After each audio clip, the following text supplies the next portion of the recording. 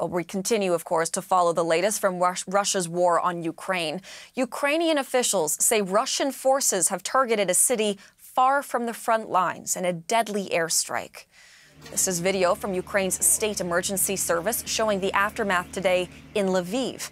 Officials in the western Ukrainian city say at least 4 people were killed and at least 34 others wounded when an apartment building was hit.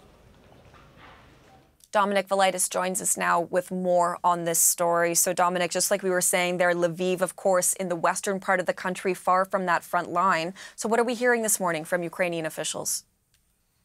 Well, Hillary, they're saying that this was the biggest attack on Lviv's civilian infrastructure since Russia's invasion of Ukraine. As you mentioned there, at least 4 people were killed and more than 30 others injured when a Russian missile slammed into this apartment building in the very early hours of this morning. And among the dead, we are told, are a child and a 95-year-old Second World War survivor. But right now, the search is on for survivors. So far, emergency workers have managed to rescue 7 people from the rubble and have evacuated more than 60 others from the area generally. But of course, the timing of this strike, the fact that it was in the very early hours of this morning when many people would have been asleep in their homes, means it's likely that others are still trapped. The Ukrainian Air Force, meanwhile, says Russia attacked Lviv with Caliber missiles launched from the Black Sea. It said 7 out of the 10 missiles that were fired were shot down, but some, of course, got through.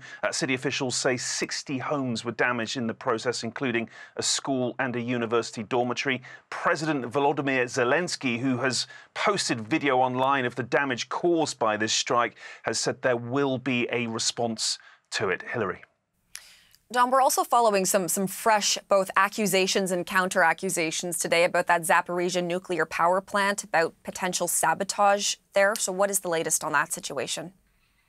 Yeah, that's right. And although new satellite images, which have been taken by a private firm earlier this week, show nothing untoward happening at the site, both sides in this conflict are accusing each other of planning to attack it. Ukraine's President Zelensky is claiming Russian troops have now placed objects resembling explosives on the roofs of some of the buildings at the plant. Russia, meanwhile, is alleging Ukraine is about to attack it with long-range precision equipment and kamikaze attack drones. Now, neither side, Hillary, is offering any evidence whatsoever to support their claims that there is some kind of imminent threat to the plant. But the rhetoric we're hearing, the allegations that an attack of some kind is coming, is obviously a concern. The United Nations, for one, is very worried about the situation. The International Atomic Energy Agency says although its experts based at the plant haven't seen any indications of mines or explosives, they do need more access to be certain.